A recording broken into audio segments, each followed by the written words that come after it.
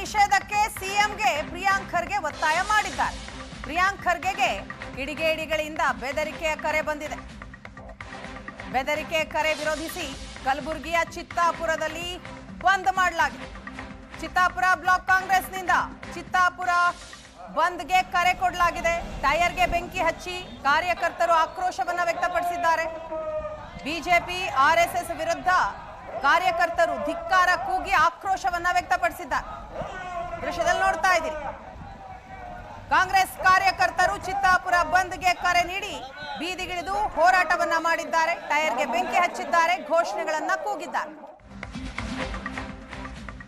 RSS ban ಪತ್ರದ ಹಿಂದೆ ಸಿದ್ದರಾಮಯ್ಯ ಇದ್ದಾರೆ. ಪ್ರಿಯಾಂಕ್ ಖರ್ಗೆ ಬಲಿಪಶು ಅಷ್ಟೇ. ಹಿಂದೆ ಸಿಎಂ ಇದ್ದಾರೆ. ಪ್ರಿಯಾಂಕ್ ಖರ್ಗೆ ಪತ್ರದ ಬಗ್ಗೆ ಪ್ರತಿಪಕ್ಷ ನಾಯಕ ಆರ್ ಅಶೋಕ್ ಅವರ ರಿಯಾಕ್ಷನ್ ಇದು. ಆರ್ಎಸ್ಎಸ್ ನಿಂದ ರಾಜ್ಯದಲ್ಲಿ ಯಾವ ಅನಾಹುತ ಆಗಿದೆ ಹೇಳಿ? ಪ್ರಿಯಾಂಕ್ ವಿರುದ್ಧ ಎಂಎಲ್ಸಿ ಎಚ್ ವಿಶ್ವನಾಥ್ ಅವರು ಕೂಡ ಹರಿಹಾಯ್ದಿದ್ದಾರೆ. ಪ್ರಿಯಾಂಕಾಗೆ ಕಾಂಗ್ರೆಸ್ಗೆ ಕೇಳಕ್ಕೆ ಇಷ್ಟಪಡ್ತೀನಿ. ನೀವು ಇಲ್ಲಿ ಆರ್ ಎಸ್ ಎಸ್ ಅಂದ್ಕೊಂಡು 30,000 ಉದ್ಯೋಗ, ರಾಜ್ಯದ ಜನರಿಗೆ 30,000 ಉದ್ಯೋಗ ಸಿಗುವಂಥ ಆಂಧ್ರ ಪಾಲಾಗೋಯ್ತಲ್ಲ.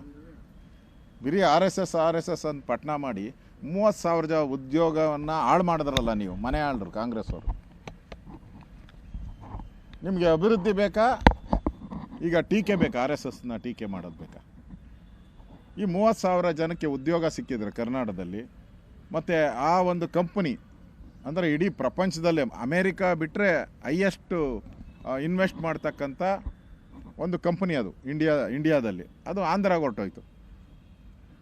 ಇಲ್ಲಿ ಲಾಸ್ ಆಗಿದ್ದೆ ಯಾರಿಗೆ? ಅಷ್ಟು ದುಡ್ಡು ನಮ್ಮ ಸರ್ಕಾರದ ಖಜಾನೆಗೆ ಬರಬೇಕಾಯ್ತು, ಟ್ಯಾಕ್ಸ್ ಮುಖಾಂತರ ಮತ್ತು ಉದ್ಯೋಗದ ಮುಖಾಂತರ.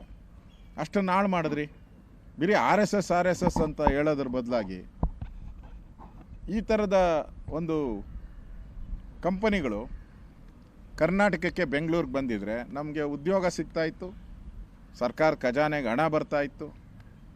ಇಲ್ಲಿ ಯಾರಿಗೂ ಇವತ್ತು ಅಲ್ಲಿ ಹೊರ್ಟೋಗಿದೆ, ಈ ಇರೋರು ಹೋಗ್ತಾ ಇದ್ದಾರೆ. ಅದನ್ನು ಹಿಡ್ಕೊಳ್ಳೋ ಅಂಥ ಪ್ರಯತ್ನ ಸರ್ಕಾರ ಮಾಡುತ್ತಾ ಅಂತ ಕೇಳ್ತೀನಿ. ಆರ್ ಎಸ್ ಎಸ್ ಬಿಟ್ಟು ನೀವು ಅಭಿವೃದ್ಧಿ ಬಗ್ಗೆ ಮಾತಾಡೋದಾದರೆ, ಈಗ ಹಲವಾರು ಕಂಪನಿಗಳು ಈ ಪ್ರಿಯಾಂಕನಿಗೆ ಬೇರೆ ವಿಚಾರ ಯಾಕ್ರಿ ಬೇಕು? ಹಾಗಾದರೆ ಯೂತ್ ಕಾಂಗ್ರೆಸ್ ಏನು ಚೆನ್ನಾಗಿದೆಯಾ? ಅಲ್ಲಿ ನಡೀತಾ ಇಲ್ವಾ? ಏನು ನಾವು ಬೇರೆ ಸಂಸ್ಥೆಗಳ ಬಗ್ಗೆ ಮಾತಾಡೋಕ್ಕೆ ಹೋಗ್ಬಾರ್ದು. ಹೋಲಿ ಆರ್ ಎಸ್ ಎಸ್ಸಿಂದ ಏನು ಅನಾಹುತ ಆಗಿದೆ ಹೇಳಪ್ಪ. ಆರ್ ಎಸ್ ಎಸ್ಸಿಂದ ಆಗಿರುವ ಅನಾಹುತ ಏನು ಈ ದೇಶದಲ್ಲಿ, ಈ ರಾಜ್ಯದಲ್ಲಿ? ಸುಮ್ಮನೆ ಆರ್ ಎಸ್ ಎಸ್ ಬೇಡ, ಸಾವರ್ಕರ್ ಬೇಡ, ನಮ್ಮ ಹರಿಪ್ರಸಾದ್ ಈ ಬಗ್ಗೆ ಡೀಟೇಲ್ಸ್ ಕೊಡ್ತಾರೆ ನಮ್ಮ ಪ್ರತಿನಿಧಿ ಮಾರುತೇಶ್. ಇದೀಗ ನಮ್ಮ ಜೊತೆ ಸಂಪರ್ಕದಲ್ಲಿದ್ದಾರೆ. ಮಾರುತೇಶ್, ಆರ್ಎಸ್ಎಸ್ಗೆ ಅಂಕುಶ ಹಾಕೋದಕ್ಕೆ ರಾಜ್ಯ ಸರ್ಕಾರ ಯಾವ ರೀತಿ ಅಂಕುಶ ಹಾಕುತ್ತೆ ಅನ್ನುವಂಥದ್ದು, ಕೇರಳ ಮಾದರಿನ, ತಮಿಳುನಾಡು ಮಾದರಿನ, ಇದರ ಜೊತೆಗೆ ಇವತ್ತು ನಡೆಯುವಂತಹ ಕ್ಯಾಬಿನೆಟ್, ಆ ಕ್ಯಾಬಿನೆಟ್ನಲ್ಲಿ ಕೇವಲ ಚರ್ಚೆ ಆಗುತ್ತಾ ಅಥವಾ ಒಂದು ಡಿಸಿಷನ್ನೇ ಹೊರಬೀಳುತ್ತಾ ಇವತ್ತು? ಇನ್ನು ಹಲವಾರು ಆಯಾಮಗಳಲ್ಲಿ ಸರ್ಕಾರ ಈ ನಿಷೇಧವನ್ನು ಹೇಗೆ ಹೇರೋದ್ರು ಅನ್ನೋದರ ಬಗ್ಗೆ ಚರ್ಚೆ ನಡೆಸ್ತಾ ಇದೆ. ಒಂದು 2013ರಲ್ಲೇ BJP ಸರ್ಕಾರ ಇದ್ದಾಗ ಹೊರಡಿಸಿದಂಥ ಒಂದು ಸುತ್ತೋಲೆ ಕೂಡ ಇದೆ. ಅಂದರೆ ಶಾಲಾ ಮೈದಾನಗಳು, ಕಾಲೇಜು ಮೈದಾನಗಳು ಶೈಕ್ಷಣಿಕ ಚಟುವಟಿಕೆಗಳನ್ನು ಹೊರತುಪಡಿಸಿ ಬೇರೆ ಯಾವುದೇ ಖಾಸಗಿ ಚಟುವಟಿಕೆಗಳಿಗೆ ಅವಕಾಶವನ್ನು ಕೊಡಬಾರ್ದು ಅಂತೇಳಿ ಒಂದು ಸುತ್ತೋಲನ್ನು ಹೊರಡಿಸಿತ್ತು. ಅದು BJP ಸರ್ಕಾರದ ಇದ್ದ ಅವಧಿಯಲ್ಲೇ. ಆದರೆ ಆ ಸುತ್ತೋಲೆ ಇಂಪ್ಲಿಮೆಂಟೇಷನ್ ಆಗಿರಲಿಲ್ಲ ಅನ್ನೋದು ಭಾಳ ಸ್ಪಷ್ಟ. ಯಾಕೆಂದರೆ ಸಾಕಷ್ಟು ವರ್ಷಗಳಿಂದ RSS ಚಟುವಟಿಕೆಗಳು ಸರ್ಕಾರಿ ಕಾಲೇಜು ಮೈದಾನದಲ್ಲಿ ನಡ್ಕೊಂಡೇ ಬಂದಿದ್ದಾವೆ. ಇದು ಒಂದು ಕಡೆ. ಇನ್ನೊಂದು ಕಡೆ ಬೇರೆ ರಾಜ್ಯಗಳು ಅಂದರೆ ಕೇರಳ ಮತ್ತು ತಮಿಳುನಾಡಿನಲ್ಲೂ ಕೂಡ ನಿರ್ಬಂಧಗಳನ್ನು ವಿಧಿಸಿರೋದ್ರ ಬಗ್ಗೆಯೂ ಕೂಡ ಉದಾಹರಣೆಗಳಿದ್ದಾವೆ. ಉದಾಹರಣೆಗೆ ಕೇರಳದಲ್ಲಿ ಅಲ್ಲಿನ ಮುಜರಾಯಿ ಇಲಾಖೆ ಮುಜರಾಯಿ ದೇವಸ್ಥಾನದ ವ್ಯಾಪ್ತಿಯಲ್ಲಿ ಇರ್ತಕ್ಕಂಥ ಜಾಗಗಳಿಗೆ ನಿರ್ಬಂಧ ವಿಧಿಸಿದ್ದಾರೆ. ಅದು ಶಾಲಾ ಕಾಲೇಜಿಗೆ ಅಪ್ಲೈ ಆಗಲ್ಲ, ಕೇವಲ ಮುಜರಾಯಿ ದೇವಸ್ಥಾನದ ವ್ಯಾಪ್ತಿಯ ಜಾಗಗಳಿಗೆ ಮಾತ್ರ ಅನ್ವಯ ಆಗಿ ಆದೇಶ ಮಾಡಿದ್ದಾರೆ. ಇದು ಇನ್ನೊಂದು ಕಡೆ. ಇನ್ನೊಂದು ಕಡೆ ತಮಿಳುನಾಡಿನಲ್ಲಿ ಶಾಲಾ ಕಾಲೇಜು ಮೈದಾನಗಳಲ್ಲಿ ಧಾರ್ಮಿಕ ಮತ್ತು ರಾಜಕೀಯ ಎರಡೂ ಚಟುವಟಿಕೆಗಳಿಗೂ ನಿರ್ಬಂಧ ವಿಧಿಸಿ ಆದೇಶವನ್ನು ಮಾಡಲಾಗಿದೆ. ಇದು ಮೂರೂ ಕೂಡ ಸರ್ಕಾರದ ಮುಂದೆ ಇದೆ. ಇದರ ಜೊತೆಗೆ ಒಂದು ಹೊಸ ಕಾನೂನನ್ನು ಮಾಡಬೇಕು ಅನ್ನುವಂಥ ಚರ್ಚೆಗಳಿದ್ದಾವೆ. ಅದಕ್ಕಾಗಿ ಒಂದು ಡ್ರಾಫ್ಟ್ ಕೂಡ ರೆಡಿಯಾಗಿದೆ. ಅಂದರೆ ಯಾವ ರೀತಿಯಾಗಿ ಅನುಮತಿಯನ್ನು ಕೊಡಬೇಕು, ಅಂದರೆ ಕಡ್ಡಾಯವಾಗಿ ಅವರು ಅನುಮತಿ ಪಡೆದು ಮಾಡಬೇಕು ಅನ್ನುವಂಥ ಒಂದು ನಿಯಮನ ಅಳವಡಿಸೋದು, ಜೊತೆಗೆ ಧಾರ್ಮಿಕ ಕಾರ್ಯಕ್ರಮಗಳಿಗೆ ಅವಕಾಶವನ್ನೇ ಸರ್ಕಾರಿ ಪ್ರದೇಶಗಳಲ್ಲಿ ಕೊಡಬಾರ್ದು ಅನ್ನುವಂತಹ ನಿಯಮವನ್ನು ಅಳವಡಿಸಬೇಕು ಅನ್ನೋದ್ರ ಬಗ್ಗೆಯೂ ಕೂಡ ಡ್ರಾಫ್ಟ್ನಲ್ಲಿ ಉಲ್ಲೇಖ ಇದೆ. ಇದರ ಜೊತೆಗೆ ನಿಯಮ ಮೀರಿ ಕಾರ್ಯಚಟುವಟಿಕೆಯನ್ನು ಮಾಡಿದಂಥವರಿಗೆ ಏನು ಕ್ರಮ ಆಗಬೇಕು ಅನ್ನೋದ್ರ ಕುರಿತಾಗಿಯೂ ಕೂಡ 2 ವರ್ಷ ಶಿಕ್ಷೆ ಇದೆ, 50,000 ದಂಡ ಇದೆ, 2ನೇ ಬಾರಿ ರಿಪೀಟ್ ಮಾಡಿದರೆ 3 ವರ್ಷ ಶಿಕ್ಷೆ, 1 ಲಕ್ಷ ದಂಡ ಇದೆ. ಅದನ್ನು ಮುಂದುವರಿಸಿದರೆ ಪ್ರತಿದಿನ 5,000 ದಂಡ ವಿಧಿಸುವಂತಹ ಕಾನೂನನ್ನು ತರಬೇಕು ಅನ್ನುವಂಥ ಒಂದು ಡ್ರಾಫ್ಟ್ ಕೂಡ ರೆಡಿಯಾಗಿದೆ. ಹೀಗಾಗಿ ಈ ಅನೇಕ ಆಪ್ಷನ್ಗಳು ಸರ್ಕಾರದ ಮುಂದೆ ಇರೋದ್ರಿಂದ ಇದಕ್ಕೆ ಹೊಸದಾಗಿಯೇ ಒಂದು ಕಾನೂನು ಮಾಡಿ ಇಂಪ್ಲಿಮೆಂಟೇಷನ್ ಮಾಡಬೇಕಾ ಅಥವಾ ಸರ್ಕಾರಿ ಆದೇಶವೇ ಸಾಕಾ ಅನ್ನೋದರ ಬಗ್ಗೆ ಇವತ್ತು ಕೂಲಂಕುಷವಾಗಿ ಚರ್ಚೆ ನಡೆಯುತ್ತೆ.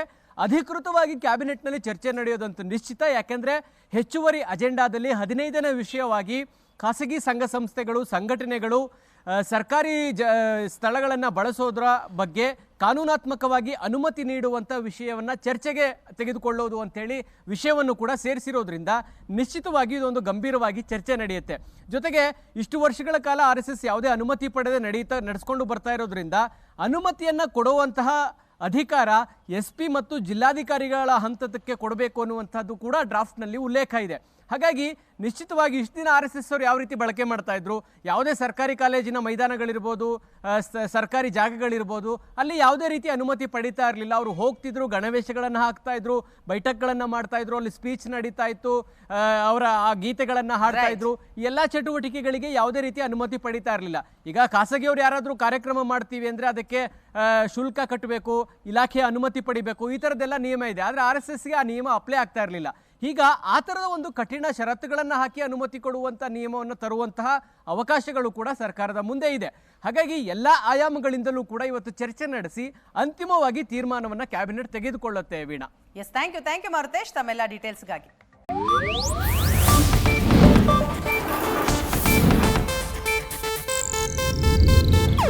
ಇದು ಏಷ್ಯಾನೆಟ್ ನ್ಯೂಸ್ ನೆಟ್ವರ್ಕ್ ಪ್ರಸ್ತುತಿ.